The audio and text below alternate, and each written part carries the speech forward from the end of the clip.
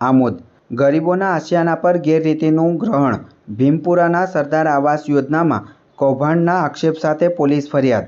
સરકારની ગરીબલક્ષી સરદાર આવાસ યોજના હેઠળ ઘરવિહોણા પરિવારોને છત આપવાના ઉમદા આશય પર ભ્રષ્ટાચારના ડાઘ લાગતા ચકચાર મચી છે.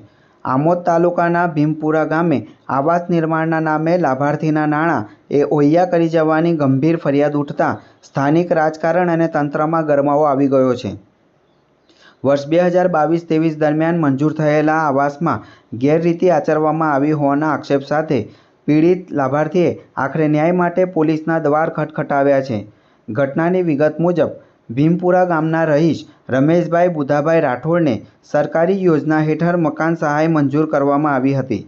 ફરિયાદીના આક્ષેપ અનુસાર ગામના સરપંચના માર્ગદર્શન હેઠળ તેમના બેંક ખાતામાં આવેલી સહાયની રકમમાંથી 2 તબક્કે કુલ ₹1,10,000 ઉપાડીને કોન્ટ્રાક્ટર રાજુભાઈને સોંપવામાં આવ્યા હતા. જો કે મકાનનું બાંધકામ પૂર્ણ કરવાને બદલે કોન્ટ્રાક્ટરે અધવચ્ચે જ કામ પડતું મૂકી દીધું હતું.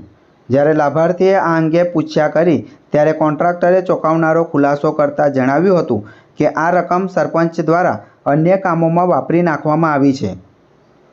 પોતાના હકના મકાન માટે મળેલી રકમ સગેવગે થઈ જતા અને ઘરનું સ્વપ્ન અધૂરું રહેતા રમેશભાઈએ આખરે હિંમત દાખવી આમોદ પોલીસ મથકમાં ભીમપુરાના સરપંચ અને કોન્ટ્રાક્ટર વિરુદ્ધ લેખિત ફરિયાદ નોંધાવી છે. સરકારી નાણાંનો દુરુપયોગ અને ગરીબ લાભાર્થી સાથે થયેલી આ છેતરપિંડીને પગલે ગ્રામજનોમાં પણ ભારે રોષ જોવા મળી રહ્યો છે. હાલમાં આમોદ પોલીસે આ મામલે તપાસનો ધમધમાટ તેજ કર્યો છે.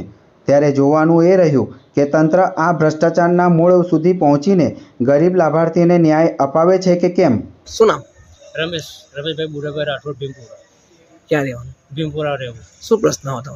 આજે અમારે સરદાર આવાસ મંજૂર થયેલી, તેમાં પૈસા મારા ખાતામાં પૈસા આવેલા, તો સરપંચે કીધું કે પૈસા તમારા આવી ગયા છે, તો એ પૈસા ઉપાડીને રાજુભાઈ કોન્ટ્રાક્ટરને તમે પૈસા આપી દો. અને એ રાજુભાઈને હું સાહેબ ઓળખતો નથી, અને એ પૈસા ઉપાડીને રાજુભાઈને આવ્યા તો મારું આટલું કામ કર્યું ને બીજા પૈસા ખાઈ ગયા ને પછી કોમ બાકી રાખ્યું છે.